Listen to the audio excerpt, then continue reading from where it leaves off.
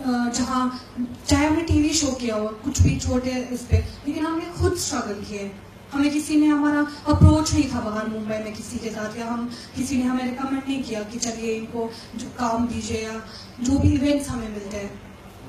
मैं एक बात बोलना चाहूँगी आप मतलब यूथ से कि खास करके लड़के जितने भी हमारे फॉलोअर्स या कुछ भी, वो बहुत गालियाँ देते हैं हमें, जो मुझे बहुत बुरा लगता है, बहुत। आप देखो मतलब ठीक है आप इस्लामिक व्यूज से बोल दो कि शहराम या थी बेशरम बाप की बेशरम बेटियाँ, ऐसी ऐसी चीज़ें देखने को मिलती हैं।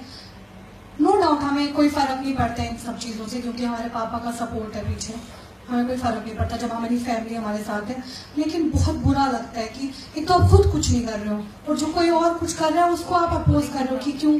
ये क्यों या